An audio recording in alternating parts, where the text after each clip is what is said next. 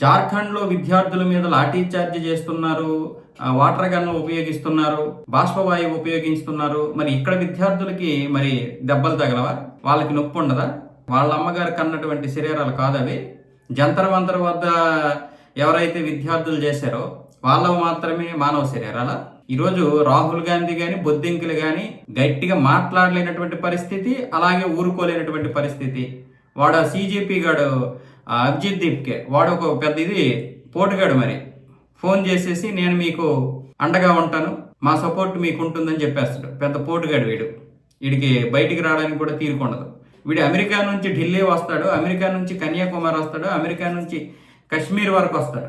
కానీ పక్కనే ఉన్నటువంటి రాంచీకి రావడానికి వీడికి సమయం లేదు. ఇక మన ప్రతిపక్ష నేత రాహుల్ గాంధీ గారు ఎక్కడికైనా వెళ్ళిపోతారు, యూరోప్ అయినా అమెరికా అయినా. కానీ ఇక్కడ రాంచీ రావడానికి మాత్రం ఆయనకి సమయం లేదు. ఎందుకంటే అక్కడ పార్లమెంటు సమావేశాలను పాడు చేయాలి కదా. ఇప్పుడు వీళ్ళకి పరిస్థితి ఏంటంటే బయటికి కక్కలేరు, సొంత ప్రభుత్వం మింగలేరు. జనాలు ఏమొచ్చేసి ఊసేస్తున్నారు ఒక్కొక్కరి మీద. జంతర్ మంతర్ వద్ద మీ పోరాటము బాగా ఉంది కదా, మరి జంతర్ మంతర్ వద్ద పోరాటముకి ఇక్కడికి ఏమైంది? ఇక్కడికి వచ్చేసరికి ఏమైంది? ఆ మహతోకి వచ్చి సపోర్ట్ చేయొచ్చు కదా. సోనం వంశీకి కూడా ఫోన్ చేసేస్తాడు. వీళ్ళందరికీ BJP ప్రభుత్వం ఉంటే పారరావడానికి సమయం ఉంటుంది, కానీ సొంత ప్రభుత్వం ఈ CJP వాడు ఎంత చెత్త వెధవలు అంటే చూడండి. కాంగ్రెస్కి సపోర్ట్ వీళ్ళు, ఆమ్ ఆద్మీ పార్టీకి సపోర్ట్. అందుకే వీడు జార్ఖండ్ రాడు. పంజాబ్లో ఇంత జరిగితే పంజాబ్లో కనీసం ఒక వ్యాఖ్య చేయలేదు వాడు. ఓన్లీ BJP మీద మాత్రమే ఈ వెధవల యొక్క ప్రతాపం.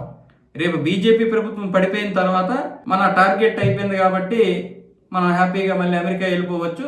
అవసరమైతే మళ్ళీ 2034లో రావాలి. ఎందుకంటే 2029లో ఒకవేళ BJP ప్రభుత్వం వీళ్ళు అనుకున్నది పడిపోయిన తర్వాత కాంగ్రెస్ వచ్చింది అనుకోండి, టార్గెట్ ఫినిష్. ఇక్కడ మీరు మోటాముళ్ళు చదువుకొని మీ ఇంటికి మీరు వెళ్ళిపోండి అమ్మా, BJP ఓడిపోతే చాలు, అదే కదా టార్గెట్ అంటాడు. ఎవడింటికి వాడు వెళ్ళిపోతాడు, ఎవడ మూట వాడికి అందిపోతాయి. ఇప్పుడు స్పష్టంగా తెలుస్తుందిగా CJP వాళ్ళ యొక్క స్టాండ్ ఏంటి ఇప్పుడు తెలుస్తుందిగా. వీళ్ళు ప్రెజర్ గ్రూప్ అంట. ఏంద్రా ప్రెజర్ గ్రూపు? ఏదిరా మరి ప్రెజర్ గ్రూపు? జార్ఖండ్ లో ఏమైందిరా? ఇక్కడ కొంతమంది గంజాయి మొక్కలు వీడియోలు చేస్తున్నారు. బయటికి నిజాలు రాలేక, అబద్ధాలు ఆడలేక, నేను స్వతంత్ర జర్నలిస్టులు అనుకున్నటువంటి కొంతమంది గంజాయి మొక్కలు చేసినటువంటి వీడియోలు చూడండి మీరు.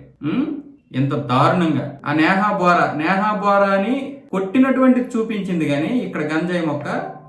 ఆ తర్వాత ఆవిడని స్టేజ్ మీద నుంచి కిందకి దింపేసినటువంటి చూపించలే. ఎవరైతే జై శ్రీరామ్ అనే ఆ నేహా బోరాని కొట్టారో ఆ వీడియో మాత్రమే చూపించింది, ఆ విజువల్ మాత్రమే చూపించింది. హిందుత్వానికి ఎంత వ్యతిరేకం చేయాలంటే అంత వ్యతిరేకం చేస్తున్నారు ఇక్కడ కొంతమంది పందులు, గంజాయి మొక్కలు. కానీ జనాలకి నిజాలు తెలిస్తే కదా. మీరు పీకింది ఏమీ లేదు.